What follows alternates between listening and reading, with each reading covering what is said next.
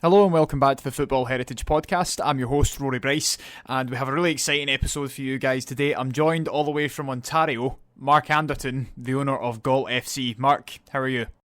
Thanks, Roy. How are you? Yeah, I'm good, man. Thank you very much. Good. Obviously, Good. it's dark here. You can see it's very light where you are, so that's It's nice like where for we you. are right now. Yeah, that's right. And yeah, I mean, if that's obviously gave it away, we're going to be discussing Galt FC today. Just before we get into the history of Galt, Mark, why don't you tell us a little bit about yourself, the work you do, and what working and setting up a new Galt FC has meant for you? Sure. Yeah. Great. And I appreciate you taking the time too, because this is your podcast is fantastic, and the different clubs that you feature and highlight is really incredible to learn about and educate myself on further. And yeah, it's a nice forum to try and talk about football in a global context for how it develops.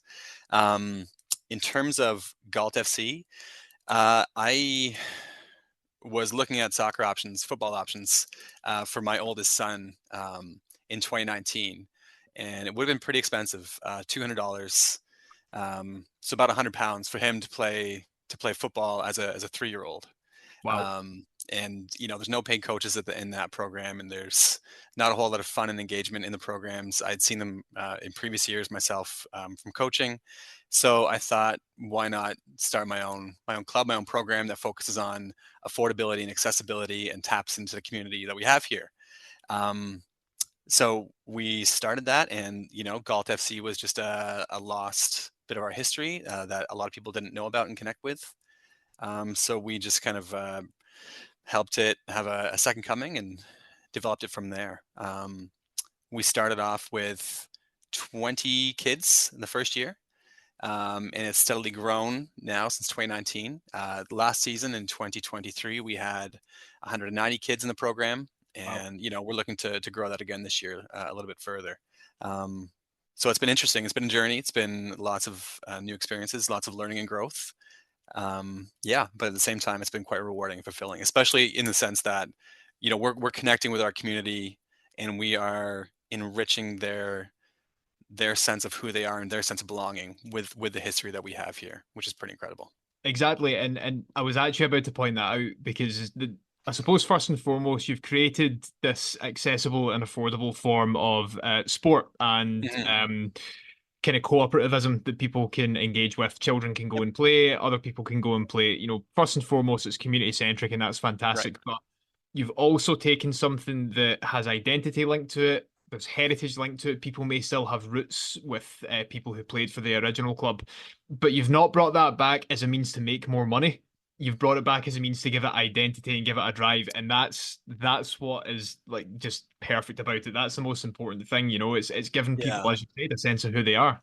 Absolutely, yeah. And I know, the first 3 seasons we had a small loss each season financially, and my wife wasn't too fond of that. So we we just changed our model a little bit, and we upped our registration numbers, and it was, created some challenges along the way as well. But um, yeah, we still try to maintain that affordability and that accessibility for families, while at the same time, giving them just that much more in terms of community and in terms of fun programming. So yeah, I think we've managed to find a nice balance there. Yeah, yeah, that's incredible, and we're going to talk about the initiative and the new club, if you like, Yeah, a absolutely. little bit towards the end of the podcast. But obviously, we're going to discuss the original Galt FC first of all. And as I was saying to you off air, Galt FC are one of the most incredible clubs that I've come across because they were so important for the formation of football in Canada, or soccer in Canada, I Mhm. should say, sorry. They were so important for developing the sport over there and raising awareness for it with different Right. players coming from all over the world to play for them. Yep. Yeah, no one out west of Cambridge, Ontario has really heard of them or about knows anything about them. These Yeah. guys were Olympians. They won the Olympics, I think Yeah.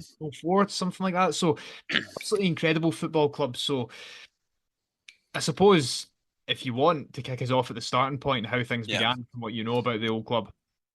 Yeah, sure. So, my personal understanding of it is only from what I've read and been able to find myself on the internet, which has been a challenge to begin with. The history of football in Canada is not that well documented, Mm, which is a bit of a tricky thing. sure. So it was founded in 1881 here in Galt.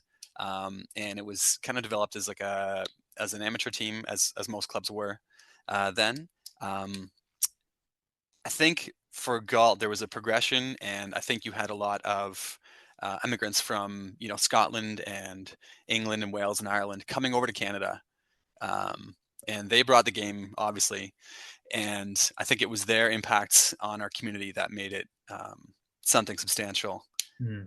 in terms of what they're able to accomplish. I know that 1904 and the Olympic gold medal is a big thing. I've even talked to people in Spain about Galt FC, and they've said that for a lot of reasons that was a watershed moment in international football development because Wow. Galt FC went to St. Louis for the Olympic Games and played there. Just playing there was a big thing for them. Mm. Having to take the train down, which was no small feat. No. But even before that, they've had tours of Canada. Like in 1903, they were Canadian champions, and they toured all over Canada and just constantly came out victorious against opposition. And it wasn't even like by small margins. There was 5-0, 4-0, 3-0, 4-0 again. I mean, it was a constant just dominance of the Canadian game. So Yeah, they yeah, really were the dominant team in Canada at yeah, the time. Yeah. absolutely, yeah. Hmm. So yeah, so it was their history's pretty fantastic based on that. And then yeah, I know that even after the Olympics in 1905, there was an English amateur club, the Pilgrims, that Yeah. played golf actually in 1905 here in Cambridge at Dixon Park, where Galt FC used to play all their games. And yeah, they had a 3,000 person crowd, and it was a 3-3 draw. So, interesting to see that English clubs came over here to play Mm. Galt FC as well. So yeah, Yeah, lots of history and connectivity in that. it's quite interesting when you look at the different tours that football teams take because you often find it comes in waves. So there was Hmm. like this wave kind of around the late 1800s and early 1900s of Yep. teams going on tours, and then it was in the kind of mid 20s, early 30s, and then again post-war, and then Yeah. it kind of goes from there. Obviously, there was I mean, Celtic, the club that I support, they've been on tour a number of times, Sure. not recently, but in the 60s, especially, they went on tours of Canada and America. Right. Wraith Rovers famously went on a tour of Spain and ended up getting shipwrecked in the Canary Islands. Like it was so Oh, common, really interesting. but Yeah. it was a way for clubs to connect. You're absolutely right, and spread football across the world. And I mean, if this team from England, the Pilgrims, albeit being amateur, if they were still Hmm. able to hold them to a draw, then the standard of football must have been absolutely fantastic. And to get a 3,000 strong crowd across what was essentially an exhibition match, Yep. it's Yep. nothing to be scoffed at by any means. No, no, and the population of Galt back then, I don't know what it was, but I'm sure it wasn't any more than 10,000, 20,000. So, they would have drawn on a considerable amount of people in the community to have that game. So Yeah. that was certainly a big thing here. Oh, definitely. And the thing is as well, of course, my understanding is that Galt was eventually absorbed into Cambridge in Ontario, uh, Hmm. as the area, sort of became urbanized and Yep. that side of things. But they were a very, very successful club, just in terms of the impact that they had, but also because of the results. But their greatest honor, you could probably argue, and what probably skyrocketed into some fame at some point, Hmm. was their Olympic Games gold medals in 1904. Yeah. Without Yeah. doubt, that has to be their greatest honor. Absolutely. And I mean, if you were to take apart the Olympic Games um, game by game and the way it was structured, there was only three clubs that played. Mm. So to say they got the gold medal is, certainly an honor, but it's also quite generous considering the fact that there wasn't a whole lot of competition. But I think the path to getting there and the nature of their performance when they got there as well, because they were dominant in games. I believe they won the first game 7-0. Um, Nice. Alexander Hall, one of the players, had a hat trick, and it was just a dominant performance every step along the way for them. Um, just getting to the Olympics and then the Olympics themselves. So it was still no small feat. They could have easily gone there and been defeated, but their standard was so high, their quality was so high, and I think the experience from some players from the UK really made the difference for them. Mm. Yeah, absolutely. And I mean, outside the Olympic Games as well, they also won the Challenge Cup. They won the Ontario Cup as well. Yep. and a couple of other sort of local football tournaments. But what I found quite interesting was that, according to what we have online, Galt dissolved in 1910. Yeah. There's not entirely a reason for them dissolving. Right. A lot of teams around this period of time tended to just kind of up and fold if That's their right. membership numbers dropped or anything like that. Yeah. However, they also won the I think it's like the West Region Challenge Cup, the Western Association Challenge Cup in 1920. So I'm not sure if there was maybe some kind of regression to amateur football in Canada at that time, or if something else had, it was just a bit of a confusing point for me. I'm not too sure if you could really shed any light on Yeah. what happened there, That's, you know? that is an interesting point. I mean, I don't necessarily think there was a regression towards amateur football. I think there was just there was an obstacle towards progressing to something more professional. Right, got you. And I think that they just were there wasn't able there wasn't a link or a bridge towards getting to that next step in Canadian Sure. football. And I think, if you were to be honest about the game here in Canada, I think that's still the case. I think there's a disconnect between youth football and amateur football and anything that looks even remotely professional. Okay. Either, via the MLS or via the Canadian Premier League. It's a very choppy structure, and Mm. it's not very well integrated and incorporated. Um, yeah, I mean, certainly, for me being a fan of, Manchester United, unfortunately, um, For your fans. and understanding like the way the EFL is structured and seeing like the different Sure. tiers, and we just don't have that in Canada. So I Mm. think that the way that football developed in Scotland and in England, as well as continental Europe itself, it it was much more mature and sophisticated. Okay. Here we just, I think it just, I don't know if it was the geography that was an issue, or just the sparse populations in certain regions. Mm. We just didn't make that leap. Yeah. Yeah, I think there's a lot of reasons for it, and that's something that we'll certainly touch on later because there's a Mm, few questions that I'd like to ask you about that, particularly around the MLS and Canadian Premier League sort of setup and the different teams that play in each. But yeah, I suppose that the burning question in my mind for Galt wasn't really how they dissolved or how they folded, because, as I said, teams at that point often came and went pretty quickly, right, even if they were right, really sort of, impactful and really, really important at the time. People might not have realized that. But even though they dissolved, we'll say it was around 1910, I think, yeah, 1920 maybe. They weren't actually inducted into the Canadian Football Hall of Fame until 2004, I think. right, right, Why was yeah. that? Why did it take so long? I think it's just a lack of recognition or awareness Mm, of the history that we have here, or even an appreciation of what significance and what importance that has towards like the football community nationally, as well as in a global context, for what that can mean for developing international football. I mean, if you don't have a successful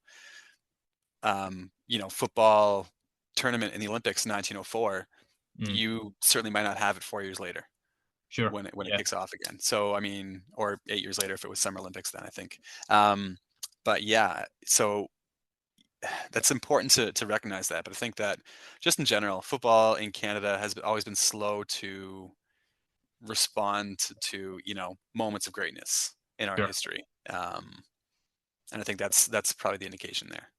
Yeah. No, I think that's a really fair point, and I think probably was the same then as well. Canada, like some other countries that we've covered, Hmm. Estonia, for instance, football isn't the top sport or the Yep. favorite sport of the Sure. country. Yeah. You guys, ice hockey, I think. Is that Yep. right? Ice hockey. Well, I mean, ice hockey in terms of our national identity Sure. is pretty significant. But I mean, the numbers are overwhelmingly in favor of football being the most played sport in Canada. Interesting. Okay. Yeah. So I mean, Hey, more youth, more kids are playing football than ice hockey or basketball or baseball or anything else in Canada. So I interesting. think there's that affordability piece that comes into it. Hmm. Um, but at the same time, I mean, it's a global game, and Canada is very much a population of people who have come here from other places in the world. So that's really something to consider, and that has probably been the biggest driving force behind football and its growth and development in the last you know 20, 30 years, is that there's more and more of an awareness. Yeah. Um, the outside football world, and also, we just have people who they've grown up loving it somewhere else. So Sure. it's developing from that. Yeah, and they're bringing that kind of information and different knowledge of the Yeah, game as well. absolutely. And I think if you look at the early, Galt clubs as well, it came from somewhere else too. I think that's always kind of been our story. That's always been our history. It was brought by other people here. It was fostered by them. They thrived playing in the club, and then a lot of times they just went elsewhere to ply their trade. Mm. Yeah, absolutely. And I suppose it's actually probably a good thing that Gaul are inducted into the Canadian Football Hall of Fame. It's not something that happens an awful lot in a lot of countries, particularly for the early clubs. Sure. In Scotland, we have Queen's Park. Scottish professors arguably invented what we now know as the modern game of passing. Right. Right. Yes, absolutely. Yeah, I've read that actually. Yeah, it's Yeah, interesting how Scotland has quite a significant role to play in the development of that style yeah. Well, compared to English football, and how was English football was more about like dribbling and just trying to just basically just ram a ball through an exactly, opposing like team. mob football almost. I mean, there's a Absolutely. lot of people who argue the it's coming home chance should actually be for Scotland because the evidence is there, but that's a Yeah. completely different podcast Well, I episode mean, Scott altogether. But McTominay might get you there, so who knows? oh, I love Scott McTominay when he's playing for Scotland. Manchester That's United, right. not so much. Manchester United's a different story. No, yeah, exactly. But I mean, yeah, I mean, Scottish players at that time had influence all over the world. I mean, Alexander Sure. Watson Hutton in Argentina. I mean, he was the father of football in Argentina, and that's how he's known. He set St Andrews Football Club, one of the first successful clubs in Argentina. And I mean, you saw some of their players and former players. I mean, Carlos McAllister and Valentin Barco. I mean, they're ginger-headed, they're pale as you like. They're Scottish. I Yeah, wish yeah. That's right. we could Yeah, call them that's up, right. but Scottish adjacent. Scottish adjacent, absolutely. Yeah, yeah. But other clubs like Wanderers in England, where they won the very first FA Cup and they never had a home ground, so they were called Wanderers. Mm, Clubs in the Netherlands and Belgium who were really like the pioneers of football there, but they either weren't that successful or didn't exist for very long. They're not often recognised, and I mhm. think it's important to recognise them. So it's important to kind of have these heritage elements at play, and it's nice that you know, even though they're in the Football Hall of Fame in Canada, Yeah. a lot of people might not know about them, which is upsetting. However, through the initiative that you've created, you're bringing them back into memory and you're creating a discussion around them again. And I think that's equally as important as to keep the narrative and keep the discussion alive about them Mhm. because, as you mentioned, especially to the community, they're a huge piece of local identity and something that people can engage with. Yeah, absolutely. And I think that um, it helps the kids, I find, they're at the ages. We've had kids the past season from, age anywhere from age 2 to 8-year olds. So the older kids start to understand the history a little bit. They start to understand what Olympics is because they've seen it on TV. They know what winning it means in sports. They see it on TV. So for them to kind of understand that someone who might have lived where they live, who played where they play, has done something pretty incredible, it starts to sink in and starts to create a mindset and a culture and an awareness of how special a program like this can be, even though it's not really geared towards, developing the next Olympian, developing the next player that can sell on to another club. We're here to form the kids into good people and form the community into something special. And I think that tapping into the history of the club as a vehicle for that is a great way to do it. Yeah, absolutely. I completely agree with you as well. And I like how the focus is on the development of, you know, football within young people so that they've got this affordable setup that they can Hmm. easily access.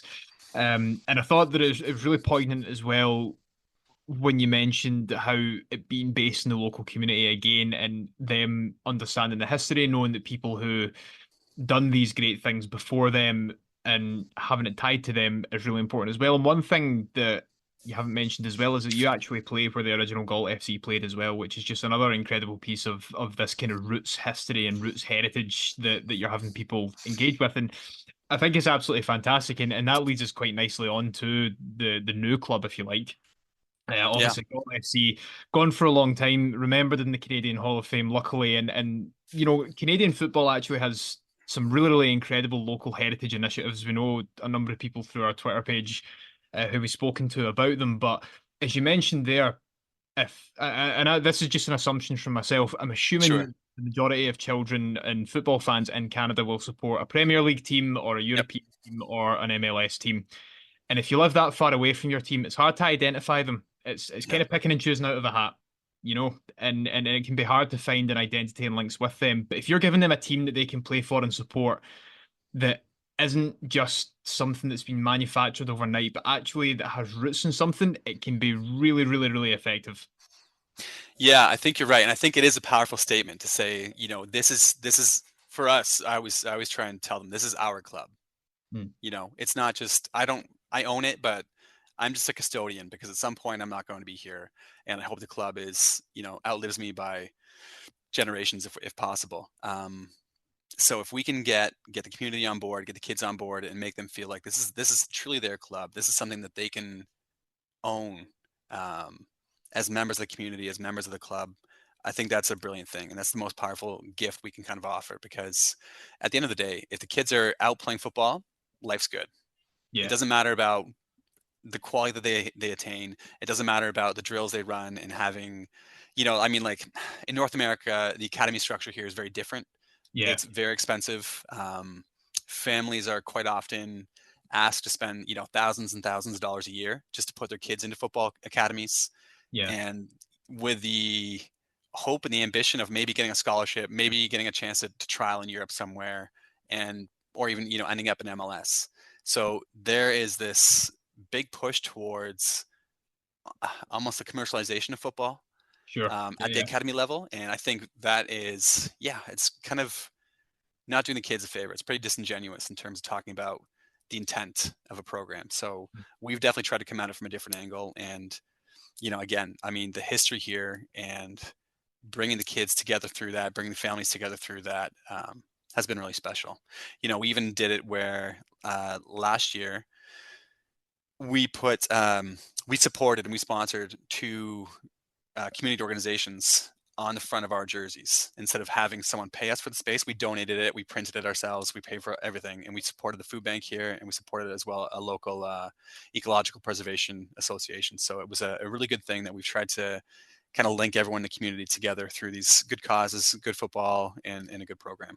Incredible. Absolutely incredible. I love it, man. And it's it's the point that you're making with the sponsorship deal as well, and that even though you're not being in your face about it, it's Hmm. football and putting these children at the heart of football is what comes first. But everything else that you do is against this commercialization of football. It's against making academies less accessible. And even though it's not in a like, yeah, we are resisting this and we're against this, Yeah. inherently is like it's not in an in your face way. It's just football for the sake of football. And I think that's what I love about it. I'm quite a football purist, Hmm. which is kind of contradictory in some of the forms of football that I watch and the teams that I Right. follow, which is fair enough. It's football, it is what it is. Yeah. But at the end of the day, like put me in front of 22 people kicking a ball around the park and I'll be happy. I don't Yeah. care if it's. Absolutely. That's right. And that is what it's all about. And I think that, yeah, there is a purity to the game in the way it can be played and in the joy that kids can have. And I always say, whenever I played football growing up, um, I loved the feeling it gave me because it made me feel like I was 5 years old again. Yeah. And that's the most important part of it. I just step on the pitch and it's just joy. Hmm. And I always try and reinforce the kids, remember how you feel today. Like, remember how you feel when you made that pass, when you scored that goal, when you helped a teammate up off the ground. Remember those feelings, because that feeling is what should kind of help you drive the next 5 years, 10 years, 30 years of your life Mm. as a person, because that's what makes everything worthwhile. So, yeah, trying to boil down our programming to that is really what we try and do. Yeah, but that's the thing, because there's so much pressure on kids in football these days as well. I mean, yeah, like academy setups, and if they're really, really good, they'll get scouted, and they need to play for this team. They need to be playing in games with 11 other kids at the same time, and Hmm. it's just so much pressure because there's so much pressure on them to succeed and be something they're not. And obviously it still happens, of course, but every single kid, if they love football, their entire life revolves around it. And the majority of football that they play is they're just going out with their mates for a kick around in the park. It's nothing serious, it's fun. And that's the feeling you want to replicate. You want to play cuppy, you guys would have had some form of cuppage. Just you put a couple of jumpers down, one guy in goals. If Yep. you score, you're through, etc., etc. Like fun games. That's all it is. It's fun, and I think trying to replicate that feeling and just reminding them like you might not be the next Messi, you might not be the next Holland or whoever you want to be, but as long as you enjoy it and as long as you enjoy the feeling of it, like that's what you're trying to achieve. And I think that's something that's really great and something that's often lost in like developmental football in this day. Absolutely, yeah. And it's not about being the next Messi or the next Holland. It's about those children writing their own story. Mm, It's about, us taking Galt FC and allowing those kids to say, yeah, they were Olympians, they were Canadian champions, they were fantastic at football, but now I'm going to write my own part of history and contribute to that story, whatever it might look like. We might have kids who in 15 years end up in like a men's or women's professional club mm, setup that we have as we try and strive towards those things. We also might have kids who end up coaching with us. We might have kids who bring their own kids back to us. Um, so it's we don't know what's going to happen in the future. We don't know the trajectory these kids are going to be on. But if mhm. we can make it a fun thing for them and help them feel like they are their own creators and authors um, of their success and of their joy and of how they feel on the pitch, then I think that's a great thing. Yeah, I think it is as well, and I think it's making them feel a part of something, as you say, they're part of history, and they were Olympians, they walked the same path that these people did, and that kind of thing. But also if they get to the next level and they can link back to Galt, then obviously it benefits you guys, and you can Yep. strive towards that as well.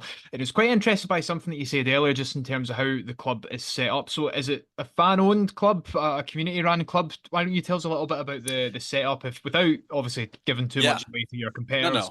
no, that's okay. I don't mind. So right now I'm the sole owner. Hmm. Um, so we've gone through that process formally. It's officially incorporated in Canada, which is great. We don't have any volunteers. We don't have any board of directors. I find the biggest obstacle that we have is actually getting engagement from the parents Okay. to involve themselves further in the club, Hmm. or members of the community to involve themselves further in the club.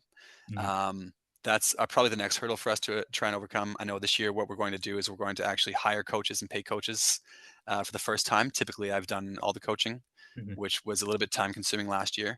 Yeah. So it's yeah, the goal now is to try and expand that in the community and try and help grow it, and get people to have a little bit of buy-in in supporting it.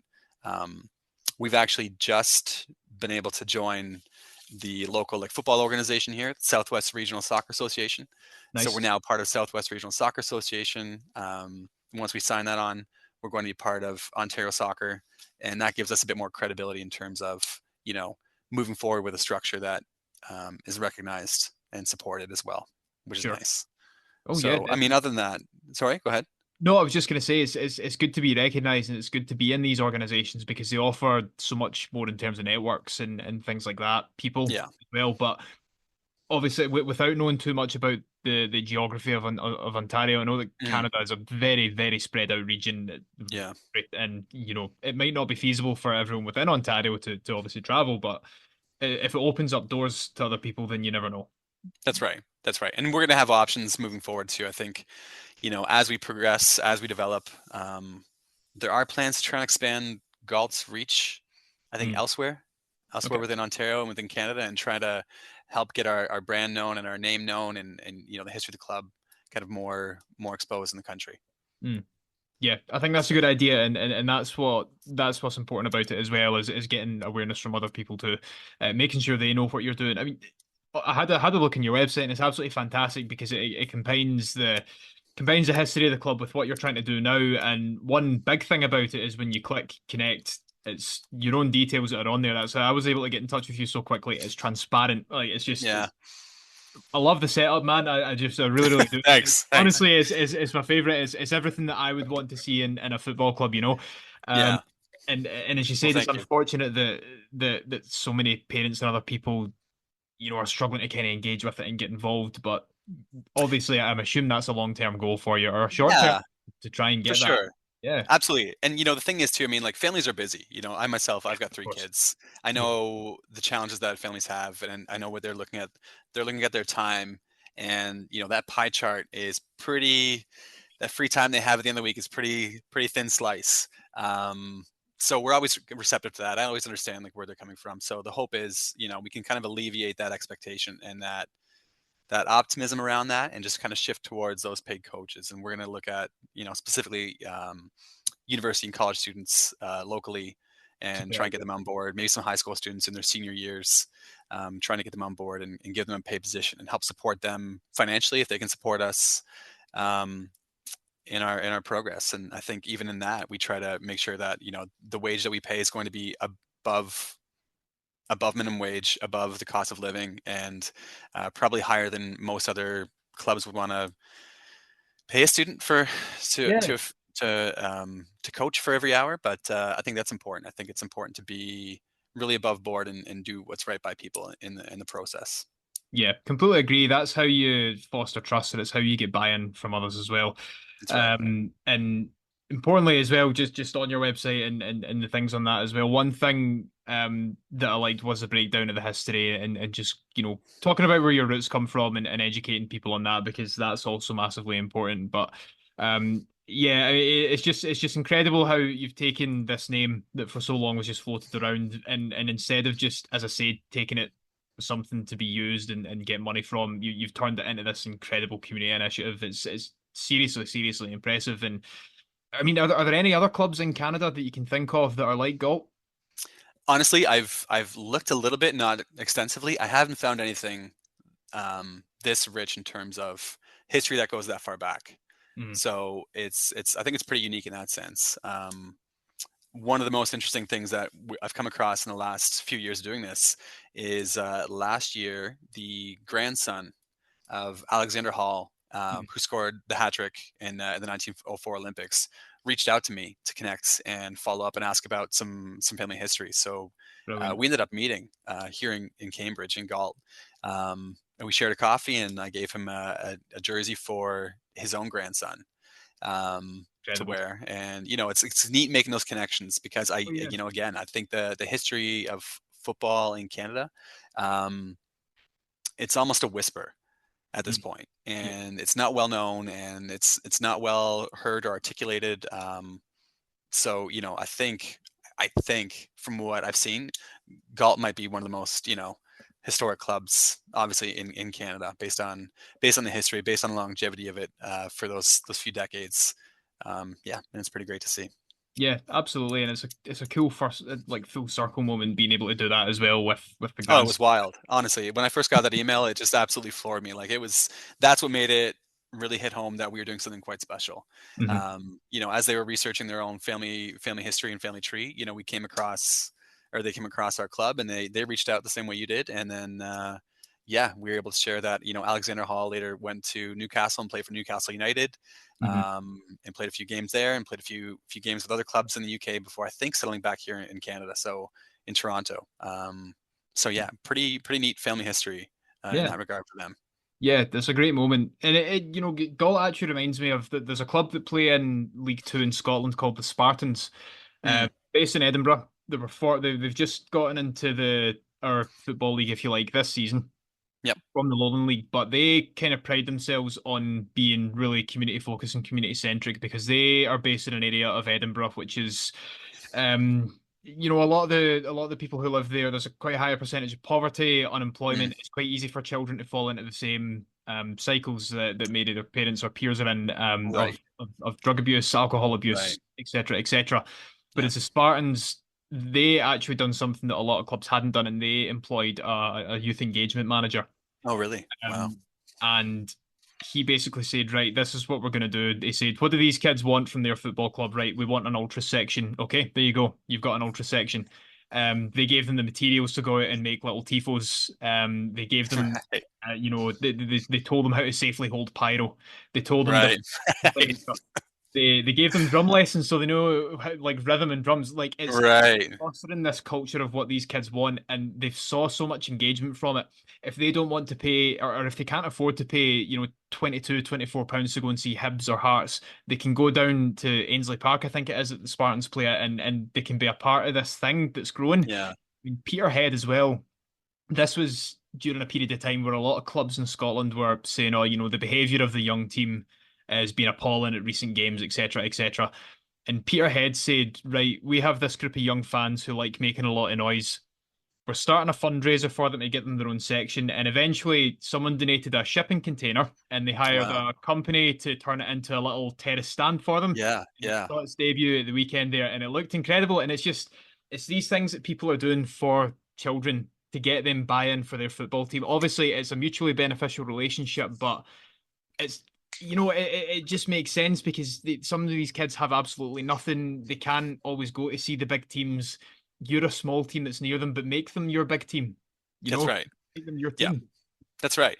And I think those are all great points you made. And actually, now that you've said that, I'm going to be in Scotland probably in May, so I'm going to try and check out a Spartans game. I will look for a match and see if we can plan our schedule around that, because that would be Oh great. yeah. Absolutely. But yeah, back to your point though about kids and not being able to afford to connect with the club.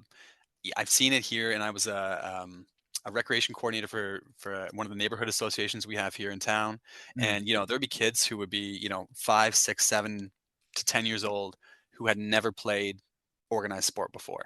Doesn't matter Wow. if it was basketball or football or hockey or anything else. And to see that those kids gravitated so much to a little bit of structure and a little bit of someone investing in them Yeah. was pretty incredible to see. So I think that's why, as you said, giving kids something that they can hold on to, something they can cherish, a club that they can support, something they can feel a part of, is so important. It is so vital in their development in the community. Yeah. Absolutely. And us sitting talking here, it sounds like common sense, but It honestly, it does sound like common sense, and I think it is. it But is. it's just when people start thinking about dollar values and commercial deals and sponsorship deals, I think that's when it starts to get a little bit sideways, Yeah, absolutely. unfortunately. But And I guess one of the long-term ambitions of Galt will be to eventually and hopefully break into the Canadian Premier League, maybe. yeah, I mean, we'll see. It's the way we try to grow this club. I like that you're laughing. The way No, that I know we it's try just to well, it's no, it's what I meant is that often community-centric clubs don't often mingle well with the top tiers of football in their countries because of how they're set up. I'm not yeah, entirely sure how it is in Canada, but yeah. just because you need to become a bit more commercially focused, you need to kind of abandon some of the roots, That's So right. yeah. That's right. And I think honestly, we don't know what's going to hold for us, what the future is going to hold for us in the next 5, 10, 20 years. Mm, But I think that the goal here is to stay true to our roots and our values. Keeping community and affordability and accessibility is one of the pillars that we lean on. But at the same time, allowing the club to grow organically.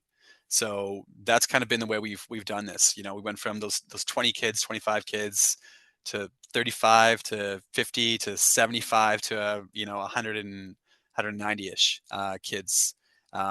So we're growing organically. We haven't tried to force anything. We haven't tried to push anything, and we're trying to make sure it's a very conscious effort to be responsible about how we move forward. mhm. Because the second we start sacrificing our values, I think it diminishes the club, and it may as well not exist again. Yeah. So we've got to take care of the name. We've got to take care of the legacy and the history by making the right choices about going forward. And if we don't do that, we're going to do it a disservice, I think. Yeah, yeah, I completely agree, and it's very, very clear that your values align with the values of the club. I mean, it's the club that you own, so Yeah, that's what we yeah, presume. And to sell some of that out, you'd obviously, you would think, what's the point? Why, if I'm selling out this value, then it's selling out my own value, and I don't right. want to be a part of that. I Yeah, mean, just before we finish up, what just for a lot of our listeners who maybe aren't so in touch with football in Canada, hmm maybe with the MLS teams, but not so much the actual Canadian Premier League. right.